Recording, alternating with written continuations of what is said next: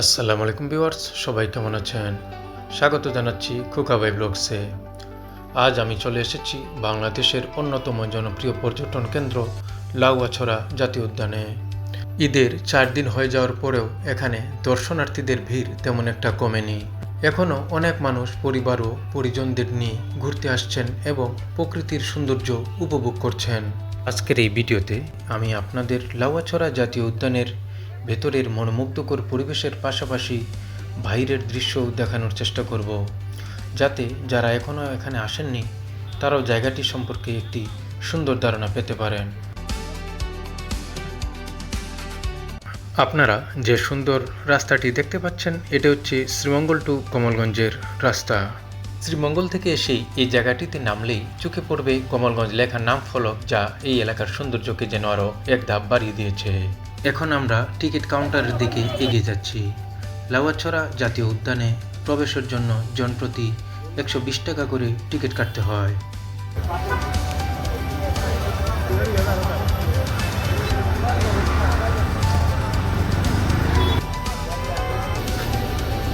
এখন আমরা জাতীয় উদ্যানের প্রবেশদ্বার দিয়ে এগিয়ে যাচ্ছি। প্রবেশদ্বার থেকেই বোঝা যায় জায়গাটি কতটা জনপ্রিয়। চারপাশে দর্শনার্থীদের উপস্থিতি এবং প্রাণচাঞ্চল্য পরিবেশটা বেশ সুন্দর লাগছে। ধীরে ধীরে আমরা বনের ভিতরে প্রবেশ করছি। শহরের কোলাহল থেকে দূরে এমন শান্ত পরিবেশ সত্যি মনকে প্রশান্ত করে দেয়। হাঁটতে হাঁটতে বনের ভিতরের বিভিন্ন দৃশ্য আপনাদের দেখানোর চেষ্টা করছি। গাছের ফাঁক দিয়ে আসা আলো আর প্রাকৃতিক সৌন্দর্য ক্যামেরায় যতটা দেখা যাচ্ছে, বাস্তবে তার চেয়েও অনেক বেশি সুন্দর। এখানে এসে বোঝা যায় কেন লাউয়াছড়া দেশ বিদেশের পর্যটকের কাছে এত জনপ্রিয়। প্রকৃতিকে কাছ থেকে অনুভব করার জন্য এটি একটি সত্যি দারুণ জায়গা। ভালো লাগার বিষয় হচ্ছে এখানে এসেই আপনার চোখে পড়বে একটি দারুণ মসজিদ।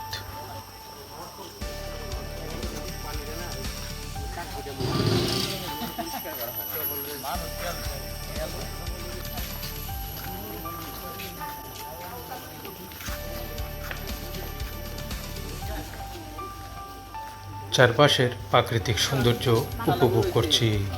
এখানে এসে সত্যি মনে হচ্ছে প্রকৃতি কতটা সুন্দর হতে পারে।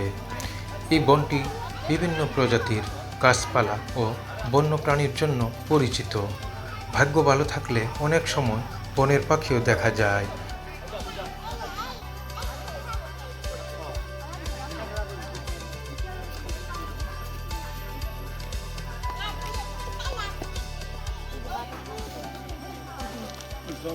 আর সামনে যে রেল লাইনটি দেখতে পাচ্ছেন, এটি লাউয়াছড়ার অন্যতম আকর্ষণ।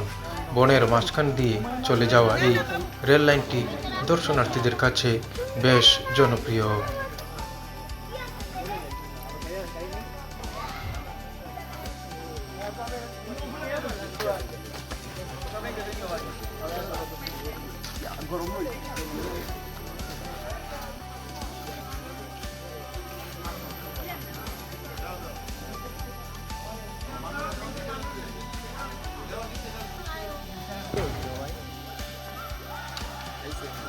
পানি আনতে তো লাগলো কে এদিকে ভাই ঠিক আছে না হ্যাঁ এর কাছে কই পলক বেরা পলক সামনে এটা কি ফল কি দা পলক এক করে দিও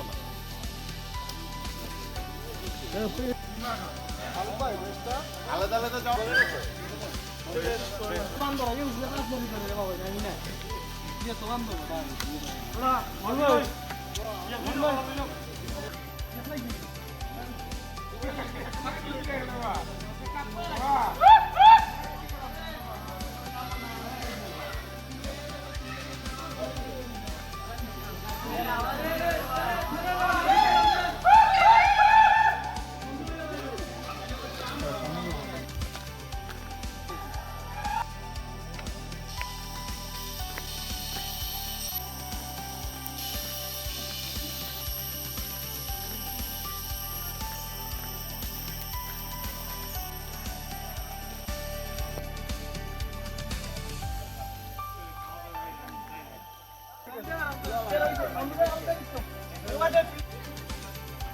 এখন আমরা ধীরে ধীরে বনের ভিতরের অংশ ঘুরে আবার বাইরে চলে আসছি। বের হওয়ার সময়ও সবুজ প্রকৃতি বারবার চোখে পড়ছে, আর মনে হচ্ছে আরও কিছুক্ষণ এখানে থেকে যায়।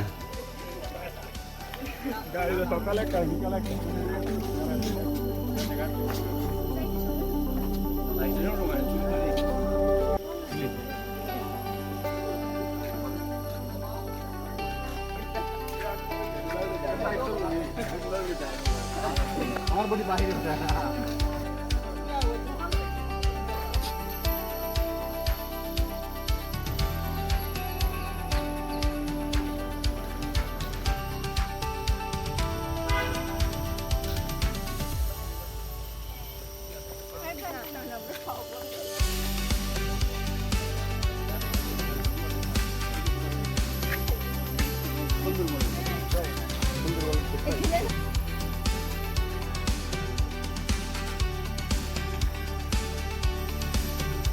ভিউয়ার্স, আপনারা যদি কখনো শ্রীমঙ্গল বা মৌলভীবাজার ভ্রমণে আসেন তাহলে অবশ্যই এই সুন্দর জাতীয় উদ্যানটি ঘুরে দেখতে পারেন।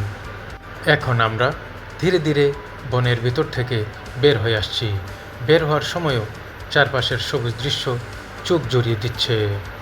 ভিউয়ার্স, যদি ভিডিওটি ভালো লাগে অবশ্যই কমেন্টে জানাবেন আর সাবস্ক্রাইব করে দেবেন চ্যানেলটি। ভালো থাকবেন, আল্লাহ হাফেজ।